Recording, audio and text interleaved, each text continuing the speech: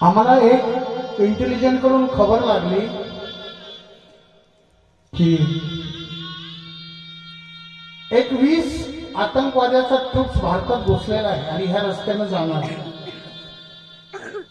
आमचा 10 जवानाची तुकडी तिथे दबा धरून बसली. नीट ऐका बरं का. आम्ही दोन जवान एका जागेवर असं बसलेलो होतो. ज्या रस्त्याने ते आतंकवादी येणार होते पाकिस्तानचे ते त्या रस्त्याने आलेच नाही. ते आमच्या मागच्या बाजूने आले.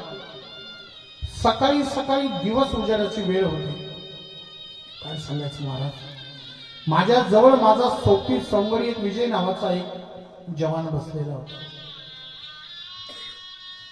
आम्ही त्या आतंकवाद्याला पाहिलंच नाही, त्यांनी आम्हाला पाहिलं महाराज. आम्ही घेरायच्या ऐवजी आतंकवाद्यांनी आम्हाला घेरलं.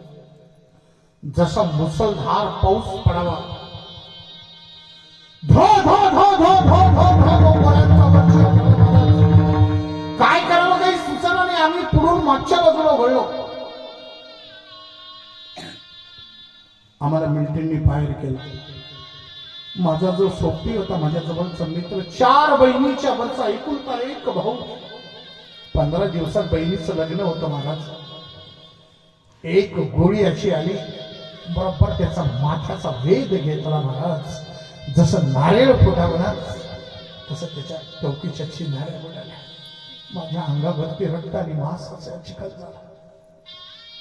माझा जीवा भावाचा मित्र, रोज आम्ही एका प्लेटीमध्ये जेवणारो, माझा बडी माझ्या मांडीवरती कोसळला आणि माझ्या डोळ्यात बघून त्याने प्राण सोडला. आईचा एकुलता एक मुलगा या भारत मातेसाठी शहीद झाला महाराज. या भारत मातेसाठी शहीद झाला. 8 आतंकवादी मारले गेले, बाकी पळून गेले. परंतु गड आला होता, पण सिंह मात्र गेला होता. सिंह गेला होता. आम्ही आमच्या बेस कॅम्प मध्ये आलो. मी बुलेट प्रूफ काढला, पटका काढला, हाताची एकेपोटीची गोळा मारून बाजू केला. एक नागराज नावाचा एक सैनिक पुढे आला. मला म्हणाला, सर तुमच्या खिशाला छिद्र आहे.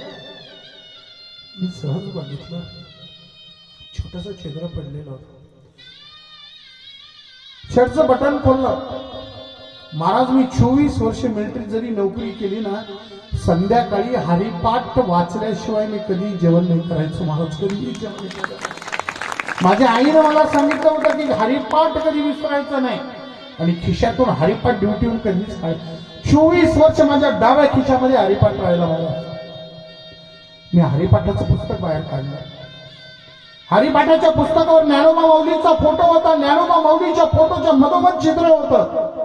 खिशात 2 चाव्या होत्या. एक चावी वाकडी झाली होती आणि एक गोळीचा तुकडा रिपोजिट होऊन माझ्या बुलेट प्रूफ मधून माझ्या हृदयाच्या दिशेने आला होता महाराज. जर माझ्या ज्ञानोबा माऊलीचा हरिपाठ नसता, येणारी माझ्या हृदयाच्या दिशेने गोळी माझ्या ज्ञानोबा माऊलीनं आपल्या अंगावरती घेतली. मागे पुढे उभा राहीन संभाळीन, आली आघात निवाराया, आली आघात निवाराया, भावहीन देवना कळे संदेह. माझ्या माऊलीच्या एका पुस्तकानं एका सैनिकाचा युद्धात प्राण वाचवला. तुम्ही जर तुमच्या जीवनात रोज हरिपाठ जर वाचला ना, तुमच्या जीवनाचं कल्याण झाल्याशिवाय राहणार नाही. कल्याण झाल्याशिवाय. आजही ते हरिपाठाचं पुस्तक माझ्या घरी तुम्ही आले तर काचीमध्ये मडवून ठेवलेलं आहे. ती वाकडी झालेली चावी, तो गोळीचा तुकडा आजही माझ्या घरामध्ये शोकेसमध्ये लावून ठेवलेला आहे. मला त्या प्रत्येक क्षणात हरिपाठाकडे बघितल्यानंतर मला त्या क्षणाची आठवण येते. पाच मी निर्धार केला. माझ्या वडिलांची इच्छा होती एक मुलगा कीर्तनकार व्हावा आणि माझ्या माऊलीनं मला वाचवलं म्हणजे माझा देह या महाराष्ट्रासाठी आणि तुमच्या मायबापांच्या समोर मला 45,000 रुपये पेन्शन आहे. घर चालतं. त्या कीर्तनातून येणारी बिदागी, कथा, शिवमहापुराण कथा, भागवत कथेतून येणारी बिदागी मी समाज कार्यासाठी खर्च करतो. अंधासाठी, अपंगासाठी, शालेय विद्यार्थ्यांना ड्रेस, हे सगळं तुमच्या येणारे जे माझी जी बिदागी ना अण्णा, हे पाया पडायचे पैसे, मी तो सगळा फंड मी त्या ठिकाणी खर्च करतोय महाराज. आज तुमच्या कृपेमुळे हे सगळं घडतंय. विठाला विठाला.